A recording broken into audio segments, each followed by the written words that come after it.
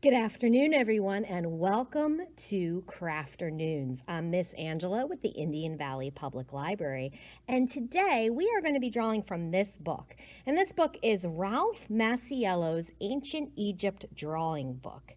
And it is written and illustrated by Ralph Maciello. Now, if you saw our video from a month or two ago about dragons, this is the same series, only it's the Ancient Egypt Drawing Book. And if you missed it, that's okay. I want to go over what I like about this book, and I'll tell you a little more about that in a minute. If you are following along today with our drawing, we are going to, you'll need a couple things. You're going to want a pencil, an eraser. I have an eraser on my pencil, but I also like to use this big fat block eraser. I have here a black marker that I use to trace my lines. And today I'm going to be coloring with markers. If you've seen some of my other videos, you'll know that I like to color usually with my big fat crowns, but today I'm choosing markers, and I'll explain that in a little bit. But those are some of the materials, something to color with, and these other materials if you are following along. Now, Ralph Maciello has a whole series of books, and they have what's really cool about them that I like about these books is that they have a couple features that are really cool, and I want to tell you about them before we get started. One of the things I really like about his books is he talks about different mediums of drawing and pencils and crayons and watercolors and different ways to color and why they might be good. And he gives you some tips. If this is the first of his books that you've read, he has some tips at the beginning. One of the other things I really like about his book is that at the end, when he shows you his final product, he tells you here what medium he used. So if you want to look like the way he got it, you don't have to do it that way, but you know that he tells you how he got that look, that color look. And then he also gives you some information about the symbol or whatever that you're drawing. So some background information, which is really cool. So we're not going to do this one, but I wanted to show you they have here, like, for example, this is the same thing, but he did different symbols in the middle. So he shows you different ways that you can draw it. So that's really neat about his work. So today we are going to be drawing Anubis, god of the dead. And the reason why I'm choosing markers is that this statue, it's a statue, so it kind of has a glossy look, and I think I can get that look a little bit better with my markers. And here I see, this is not why I chose it, but he used markers, poster paint, and colored pencils to get this look. So I'm going to use markers because I think I like this kind of shinier look that Anubis in his picture got. I don't know what colors I'm going to use, but I like that texture to it. So we're going to get started with Anubis, god of the dead.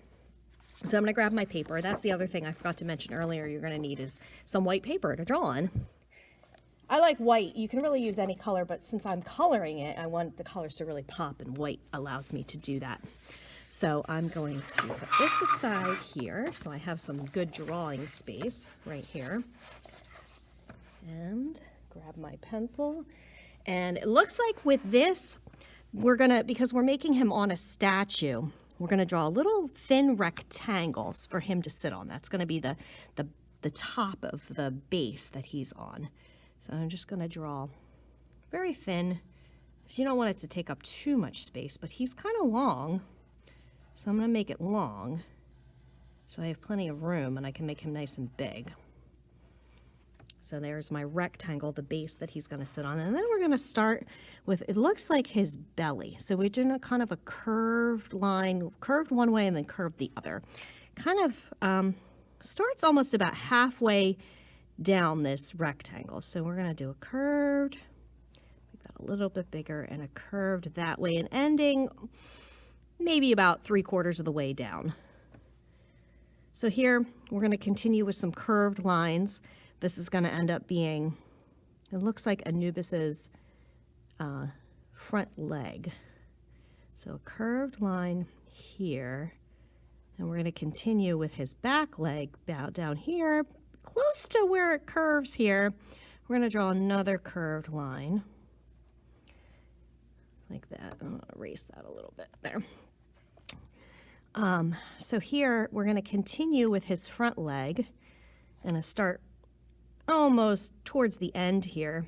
We're going to draw a curved line this way, coming up to here, close to that curve, that last curved line. And that's going to be the other side of his front leg or front paw. And then here, we're also going to give him a little more definition to his back leg. So we're going to start kind of a little bit in here and do a curved line past the end of this line and past actually the end of the because that's going to curve into his tail. You know what? I think I'm going to redo that. I don't think I have enough space there. And it's okay. That's why we do in pencil at this point, because you're going to erase all these pencil lines anyway. So there we go. All right. So that's this step. Now we're going to move on to this step. It looks like we're going to give him a little bit of a chest here up to his neck. So a little bit of a line here. And then we're going to do his back. So here, we're going to start right about here and do a curved in and out. And then join it up to kind of his tail there. So we have his kind of the back of him there. So that's this step. Now here it looks like we're going to extend his neck. He has a really long neck. So we're going to draw a line here, kind of curving out this way to go meet with his face. And we're going to draw this one a little bit longer, like that. Okay, so that's that step. And here it looks like we're giving him the stripes on his neck. So we're going to draw 4 lines across, and the stripes, his necklaces on his neck. 4 lines, 1, 2, 3, 4.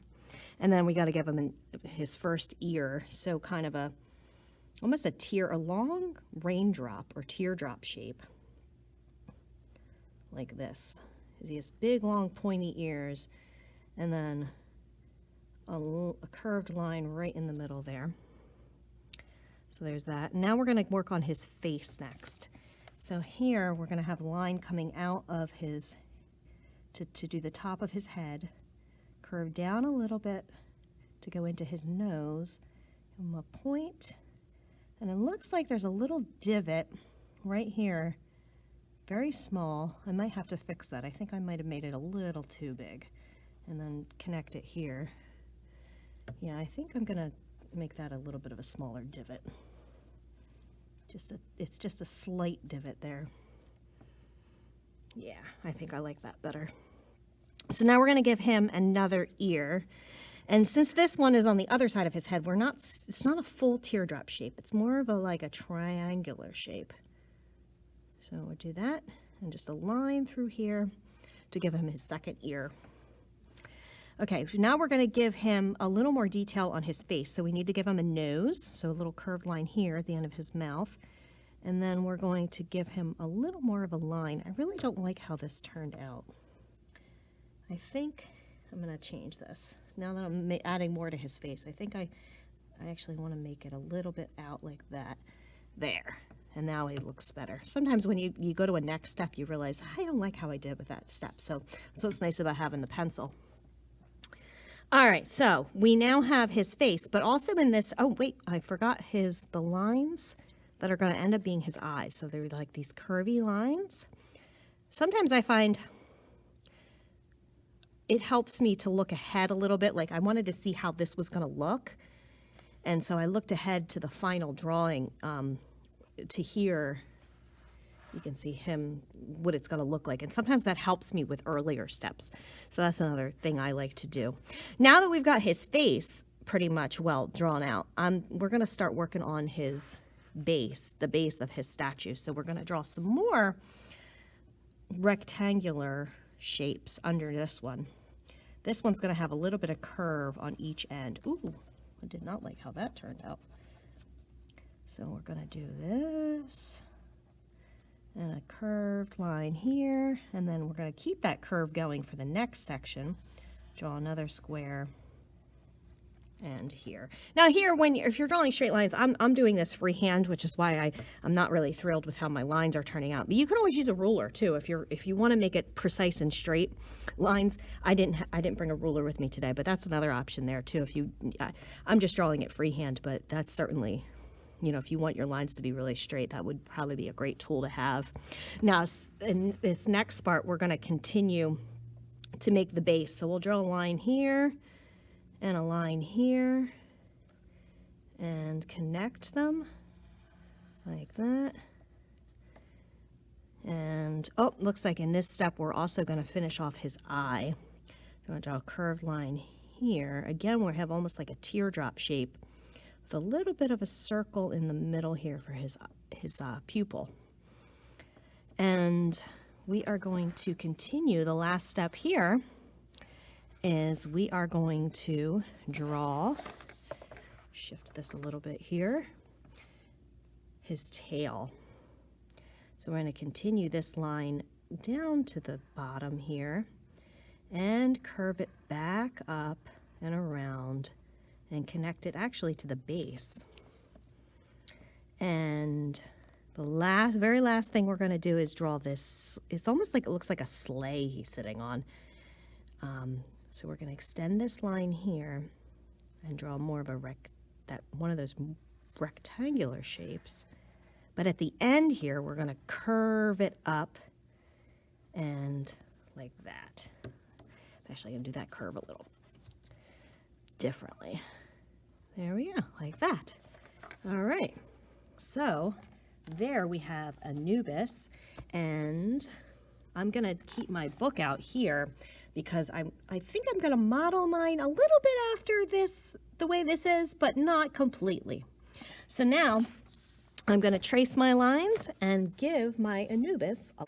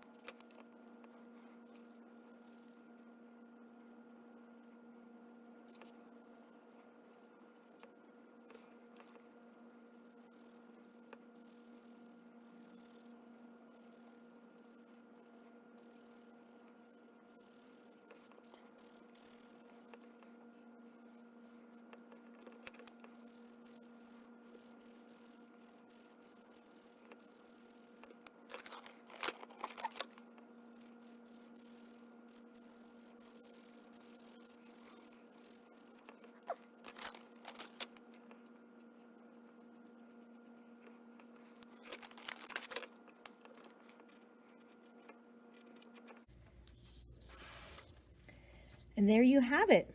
There's my Anubis. Now, I made some decisions when I was decorating him that I was going to make the base a little simpler than what they have in the picture here, but that's what's really fun about this. You don't have to do the way he did it. You can do it in any way that you choose.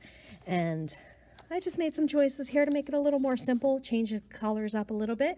Can't wait to see what you come up with. And don't forget, if you want to check out this book and draw some other Egyptian designs that he has in here, then you can check the link out in the description of this video and see about how you can check it out of the library.